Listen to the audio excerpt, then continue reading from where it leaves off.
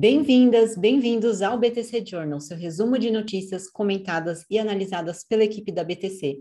Meu nome é Camila Ferreira, sou instrutora de marketing pela BTC. Hoje é 12 de novembro de 2021, sexta-feira, e no episódio de hoje teremos: o Google atinge 2 trilhões de dólares em valor de mercado, resultados da Mobile, a queda das ações da Via, que são as marcas das Casas Bahia e Ponto, prejuízos reduz na Smart Fit, estruturação da nova GE, a joint venture da Cozão e Porto Seguro, Pets compra a Cão Cidadão e o Pátria investe na Startse.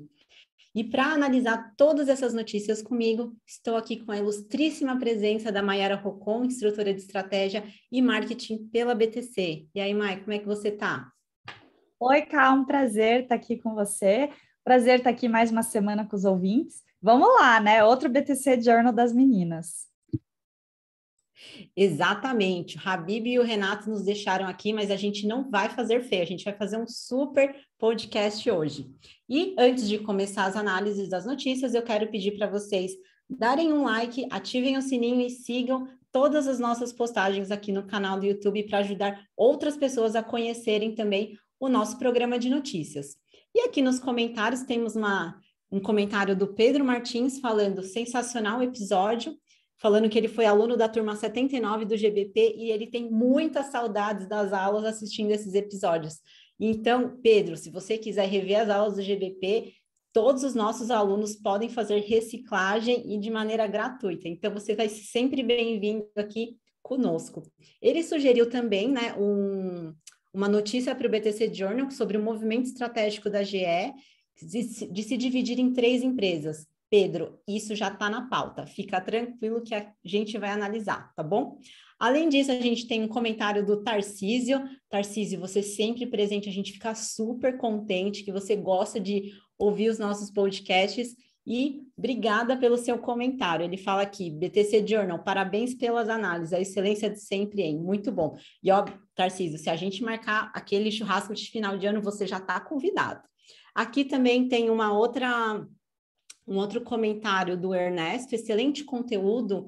O outro aqui: turma do BTC, ótimo conteúdo, parabéns.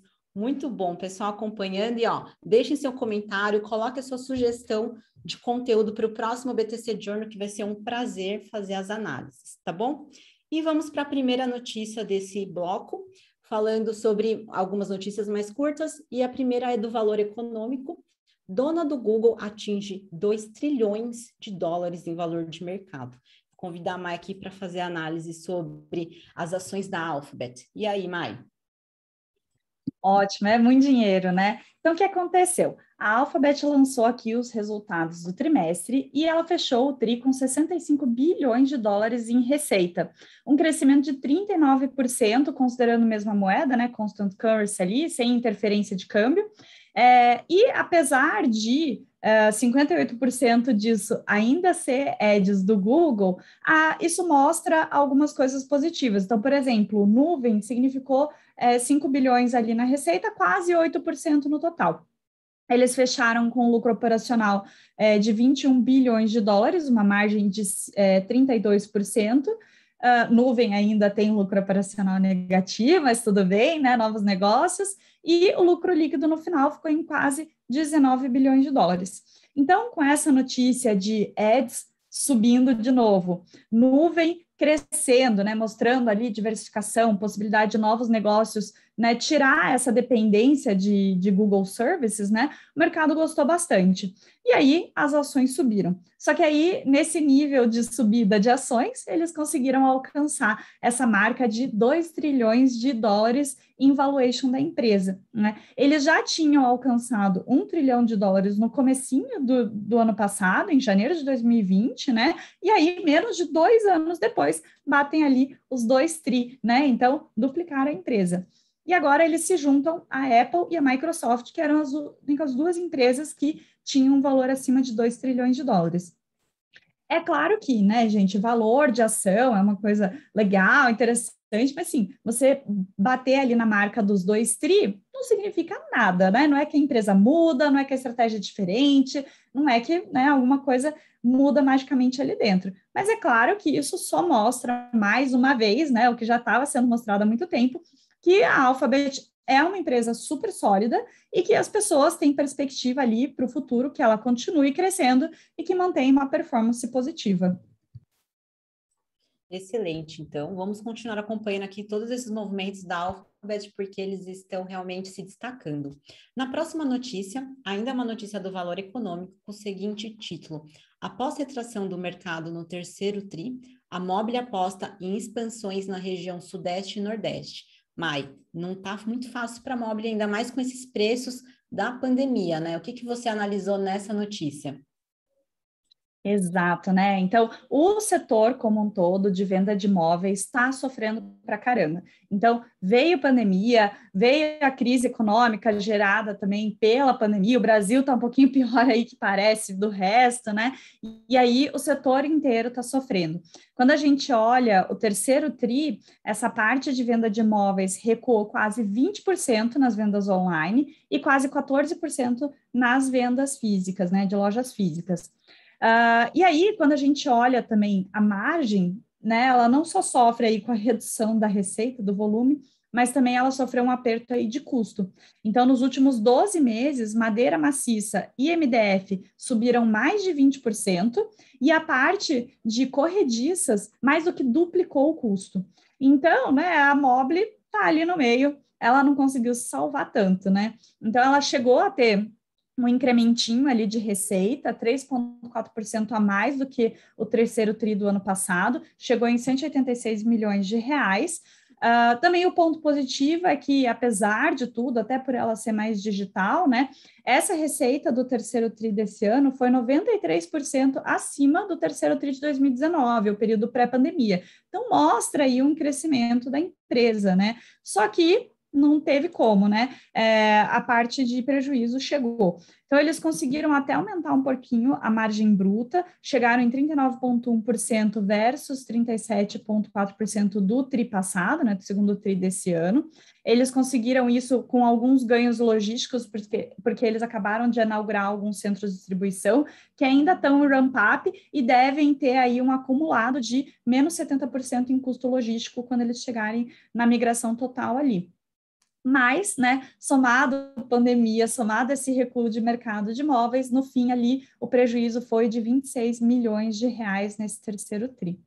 Mas, mesmo com o cenário ruim, mesmo com a perspectiva de continuar indo um tempo ruim e com o prejuízo, a Mobile falou que está otimista e que ela está investindo em expansão para poder recuperar isso no quarto TRI e dali para frente, né? Então, por exemplo, agora, né, até a Black Friday, que vai ser no final do mês, né, eles já devem inaugurar mais 2 lojas e continuar esse ritmo de inauguração para o ano que vem também. Só para a gente ter uma noção, né, as lojas físicas conseguiram aumentar as vendas e quando a gente soma aqui o acumulado desse ano já está em 91% versus os primeiros 9 meses do ano passado. Só que quando a gente vê esse acumulado do online, ele ainda está um pouco negativo, 8% versus os primeiros 9 meses do ano passado. Então, assim, está andando meio que de lado na pandemia, apesar desse crescimento versus 2019, tá com, né, o prejuízo aí, né? Mas vamos ver se às vezes recuperar o prejuízo, a resposta é realmente crescer mais ainda, né? Eu tenho um pouquinho de pé atrás aí, esperança de que essa crise da pandemia passe logo, o Brasil se recupere e o mercado de imóveis junto. Exatamente, Mayra, é o que todo mundo está esperando, né? O que vai ser desse 2022 e será que a normalização, né, vai se tornar uma realidade nesse próximo ano? Então vamos seguir aqui. A próxima notícia é uma notícia do Neofeed e o título é o seguinte: na Via, uma revisão que surpreendeu o mercado e fez a ação despencar. O que aconteceu ali com essa varejista que é dona das marcas Casas Bahia e Ponto, Mai? O que aconteceu para a ação despencar dessa forma? Boa, né? Então, eles anunciaram aqui os resultados do terceiro TRI. A princípio, não foi tão ruim assim, né? Então, eles tiveram um incremento ali de 6% no GMV, passando da marca dos 11 bilhões de reais no terceiro TRI. As vendas digitais chegaram a quase 60% versus quase 47% no mesmo período do ano passado. O marketplace, né, dentro desse digital aí, representou 30% do total, com um crescimento de 133%, acumulando ali quase 2 bilhões de reais em vendas. mas, né, a receita líquida no fim caiu quase 6%, ficou em 7,3 bilhões de reais. O lucro líquido ajustado ainda ficou positivo, 101 milhões de reais, com um incrementinho ali de 1% versus o mesmo período do ano passado. Só que se a gente for olhar ali o ajuste contábil mesmo, ela teve prejuízo. Mas, bem, não foi aí que o mercado se espantou. O que o mercado realmente achou muito negativo? Eles aumentaram pra caramba, praticamente dobraram as provisões de ações trabalhistas, ou seja, aquele dinheiro que eles deixam guardado para cobrir as perdas que eles acham que vão ter nessas ações. Então, o total dessa provisão ficou em 2,5 bilhões de reais.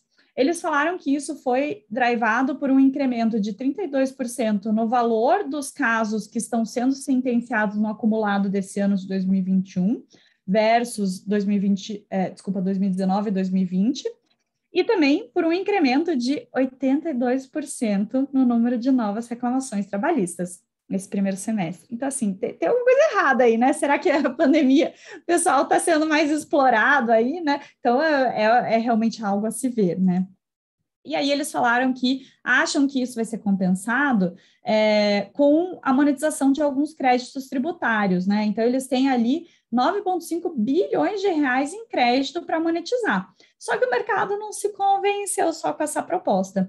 E aí os bancos que avaliam a Via acabaram revisando as estimativas, né? E emitiram relatórios lamentando essa revisão da parte de provisões, né? Então, para a gente ter uma noção aqui, como mercado como um todo, ontem, quando foi esse anúncio, a ação ali lá por meio-dia, 1 hora, já estava acumulando uma queda de 12%. E outro exemplo aqui que eu achei sensacional de negativo, né? O Credit Suisse rebaixou a avaliação deles de outperform para underperform, ou seja, acima da média para abaixo da média. E o preço-alvo das ações deles para os próximos 12 meses caiu de R$ 9,50 para R$ 5,50, ou seja, né, queda gigantesca ali. E o Credit Suisse até falou, não é só uma questão de agora. Esse negócio de debate de ação trabalhista na Via já é uma coisa antiga, né? Lá no final de 2019, eles fizeram a mesma coisa de trazer uma alta provisão ali, né, em ações trabalhistas também, né? Ou seja, é algo que tem que ser consertado internamente também, né, Via? Não é só uma questão financeira ali, né? Então, eles até passaram o impacto dessa provisão no balanço, né? Agora, no terceiro TRI, foi de 810 milhões de reais. No quarto TRI, ele deve ser um pouquinho menor, de 100 a 200 milhões, mas no ano passado vai continuar alto ainda, de 900 milhões a 1 bilhão de reais. Então, né, não adianta você ter uma boa performance como empresa, como receita, como, né, essa margem bruta ali, se, né, lá embaixo dos panos tem alguma coisa errada acontecendo e aí você fica correndo esse tipo de risco. Pois é, Mayara, não apenas uma boa execução, uma boa estratégia, mas tem que ter transparência. E vamos seguir aqui para a próxima notícia, é uma notícia do Valor Econômico e fala o seguinte: prejuízo da Smart Fit recua 14% no terceiro trimestre para 141,5 milhões de reais. Então, pois bem, né? Não é só de notícias ruins que vive o BTC Journal. Isso sim é uma notícia boa. Vamos fazer então uma análise dos resultados do terceiro trimestre desse ano da Smart Fit. A Smart Fit, né, como vocês já ouviram aqui no BTC Journal, é uma empresa de capital aberto. Eles abriram capital na Bovespa em julho deste ano, tá? Em suma, parece que a Smart Fit deu uma engrenada e está conseguindo sair do prejuízo em decorrência da pandemia. Os números do terceiro TRI de 2021, né, que já está disponível no próprio site das relações com investidores da Smart Fit, caso vocês queiram acessar, né, e analisar junto conosco, ele está bem otimista sobre a abertura de novas academias, sejam elas próprias, sejam elas franqueadas. A projeção é de fechar o ano de 2022 com cerca de 1.260 academias, sendo delas a maioria próprias, mais ou menos 1.010 academias próprias. É bem arrojado. O IPO ajudou também nessa aceleração, dado que eles conseguiram arrecadar 2,3 bilhões de reais. Então, né, eles estão bem acelerados. Foi o trimestre, né, com o melhor aumento do número de membros na base. Foram 393 390 mil membros aos clubes, né? 20% a mais comparado com o segundo trimestre de 2021. Em relação ao conceito, né, de same-store sales, Chile e Colômbia tiveram um crescimento muito expressivo, né? E está até bem com um highlight lá no relatório falando que foi um crescimento de 102% e 86%, respectivamente. Sobre receita líquida, vamos comparar o terceiro trimestre de 2021 com o terceiro trimestre de 2020. O aumento foi 112%. Eles dobraram de tamanho, tá? Então, em 2020, eles faturaram no Q3 220,3 milhões de reais e nesse TRI foi 445 milhões de reais. Já em relação ao EBITDA, que é o lucro antes de juros, impostos, depreciação e amortização, eles ficaram em 3,7 milhões de reais no terceiro trimestre desse ano. Não é assim tão expressivo, mas no mesmo período do ano passado eles estavam 24,6 milhões de reais negativos. Então, eles estão conseguindo recuperar ali, conseguindo se desafogar dessa crise que a pandemia trouxe. E consta ainda no relatório que os grandes motivos que ajudaram, né, nesses números tão otimistas foi conseguir abrir 100% das academias, né? Eles têm várias academias aqui no Brasil, a maior parte está aqui no território nacional, né? Além de México e países na América Latina, como Colômbia, Chile, Uruguai e Paraguai. E todas as regiões tiveram crescimento.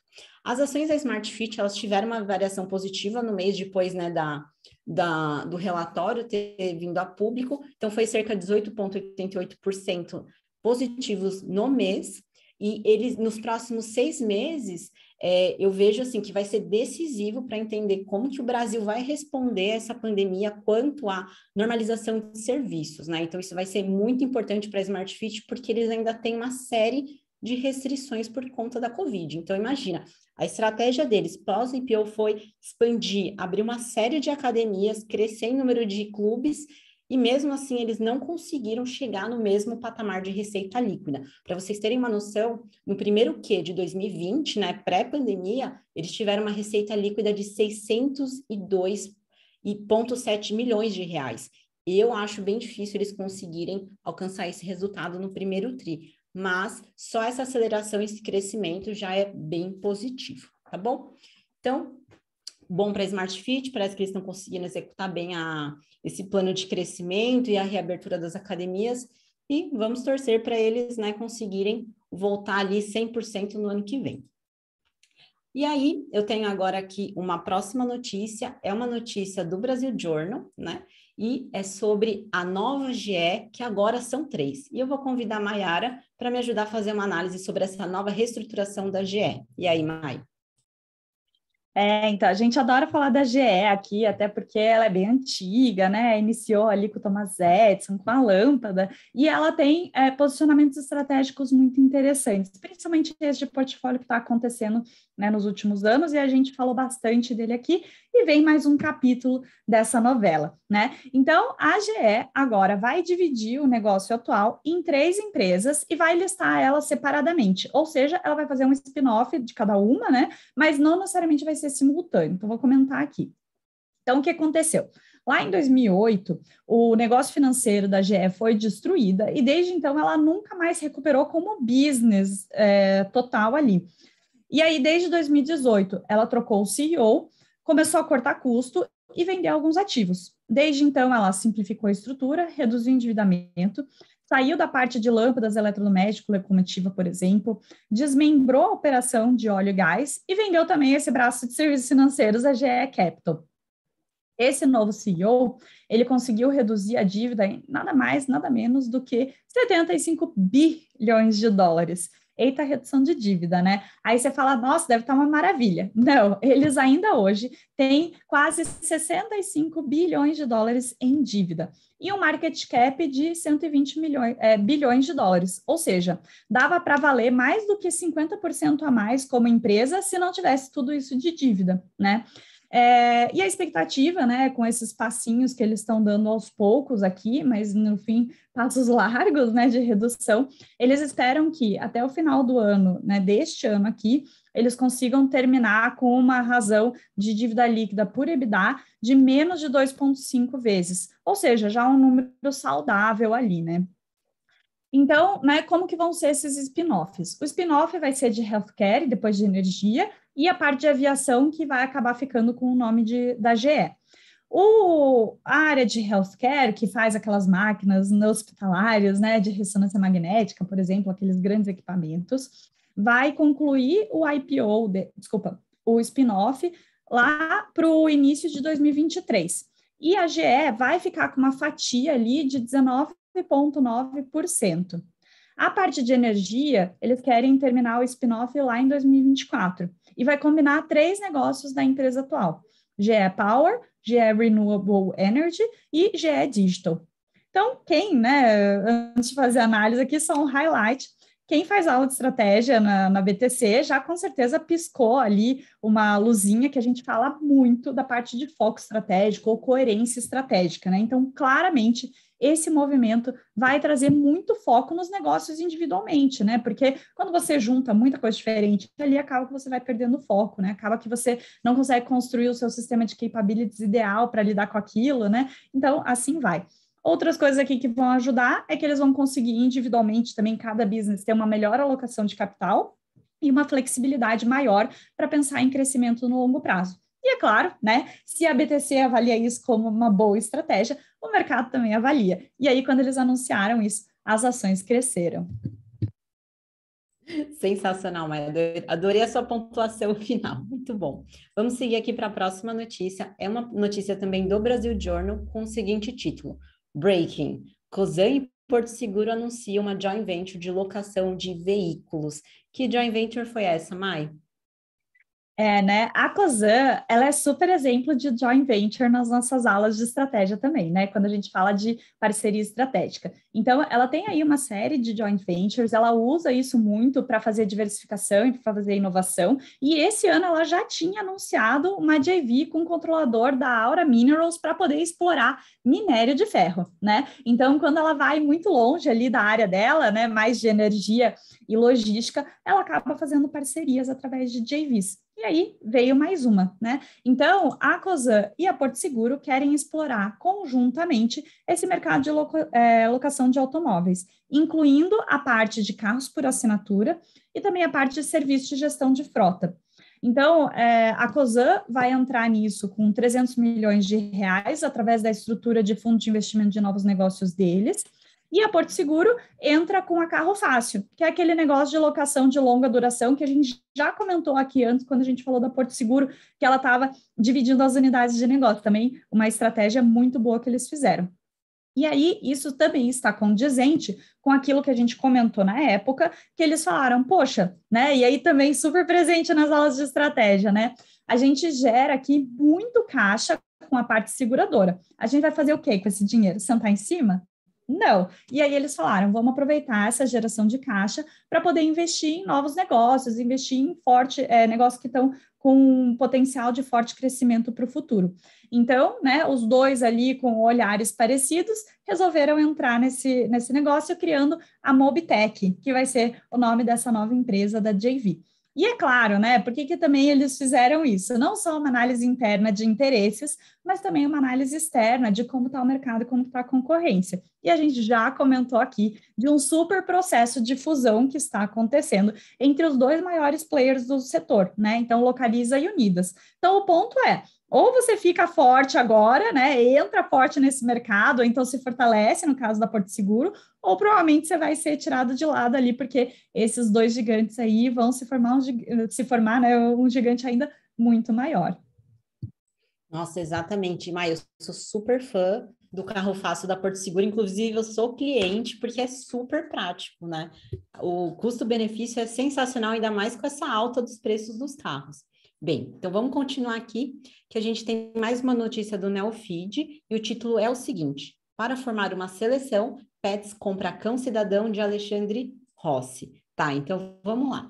A Pets, desde que ela abriu seu capital no ano passado, ela quer se tornar um grande ecossistema pet. Ou seja, ela quer abrir um braço para cada serviço que eventualmente um tutor de animal deveria contratar ou precisaria, né? Eles planejam fazer ofertas em áreas como dog walker, hotel, daycare, entre outros serviços. E nessa semana eles fizeram a aquisição dessa empresa chamada Cão Cidadão, 100% da empresa foi adquirida, né? E ela é uma empresa especializada em adestramento e foi fundada em 98 pelo influenciador Alexandre Rossi, que, assim, particularmente eu sou super fã e eu adoro segui-lo nas redes sociais, que é conhecido como o grande Dr. Pet. O valor da transação não foi informado ainda. Essa é a terceira aquisição da Pets desde o início do seu IPO, que levantou 336,7 milhões de reais. Além dessa aquisição, eles fizeram a compra da empresa Cansei de Ser Gato, que é uma plataforma digital de conteúdo para gatos, e da Zidog, que foi a maior aquisição de 15 milhões de reais, que, né, foi uma baita de uma aquisição. A Cão Cidadão, ela investe no modelo de franquias. Ela já atendeu cerca de 100 mil famílias e ela faz uma média 5 mil aulas por mês. Sem contar que o Dr. Pet, que é o Alexandre Rossi, que eu comentei, tem mais de 6 milhões de seguidores tomando todos os seus perfis entre Instagram, Facebook e YouTube. Tá? Então, ele é bem famosinho, adoro as dicas dele para adestramento de pet. Ele assume, né, na Pets como se fosse um consultor especializado no grupo. E ele vai ajudar no desenvolvimento de promoções em serviços de adestramento, dog walker, hotel e pet sitter. Né? Então, baita aquisição para pets, por conta de todo o conhecimento que o Dr. Pet tem. Na matéria, eles comentam sobre a possibilidade de lançarem um plano de saúde para pets e pretendem também abrir 50 lojas em 2022. No terceiro TRI de 2021, a Pets reportou um lucro líquido de 26,5 milhões de reais, crescimento de 56,1% em relação ao mesmo período do ano passado. E o EBITDA avançou 33,3% para 62,2 milhões de reais, com destaque para alta de 42,5% de receita bruta entre julho e setembro, com 641,5 milhões de reais. A Pets, assim, está decolando, ainda mais que durante a pandemia, todo mundo em casa decidiu adotar um animalzinho de estimação, e a Pets estava lá com as suas lojas físicas em todo o Brasil para dar suporte para todos esses novos donos e donas de cãozinhos, né? Esse mercado pet tem um super potencial e todos, né, os investidores, as empresas já estão de olho nele, e eu vejo que a Pet Love vai ficar ali, né, nessa disputa em quem vai fazer a aquisição mais estratégica no menor time to market possível. Então, assim, vamos acompanhar, porque tem bastante coisa pela frente para acontecer nesse mercado de pet, tá bom? E aí, né, eu vou seguir aqui para a minha última notícia, é uma notícia do Neofeed, e o título é o seguinte: Patra investe 75 milhões de reais na Startse, que planeja ir muito além da educação.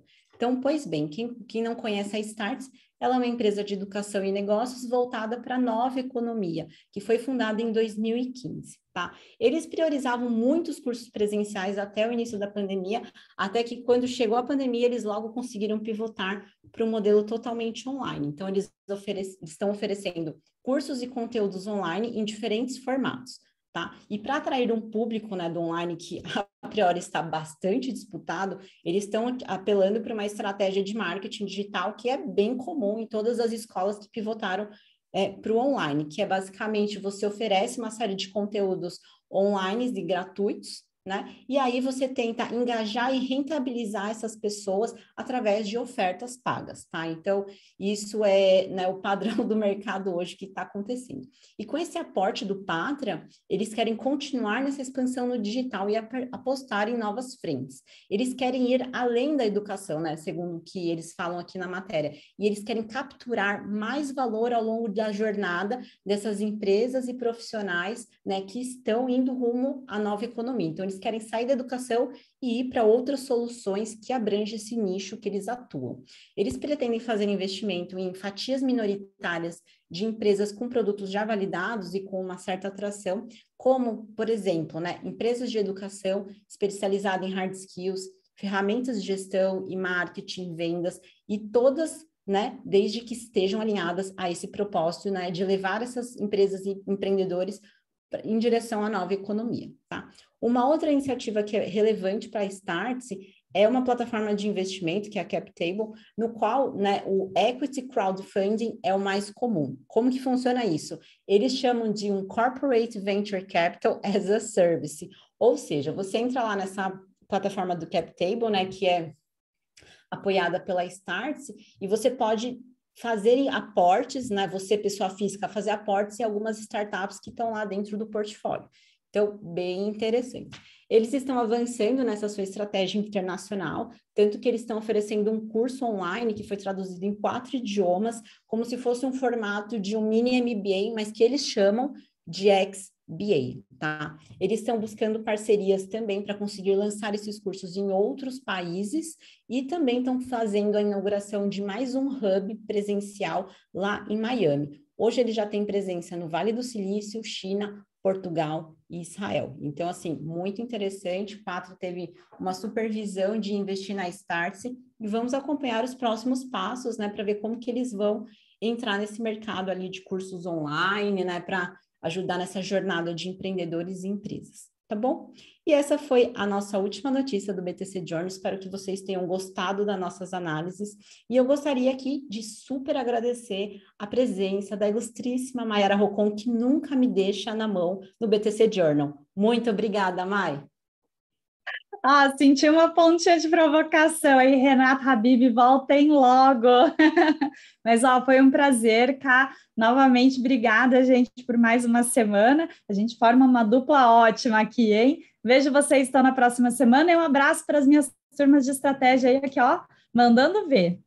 Exatamente, vou aproveitar também para mandar um super beijo para as turmas 92 e 90. Semana que vem temos mais aulas. A turma 92 vai ter aula de marketing digital e promoção, que é uma das aulas que eu mais gosto de ministrar. Então, gente, nos vemos semana que vem e até o próximo BTC Journal.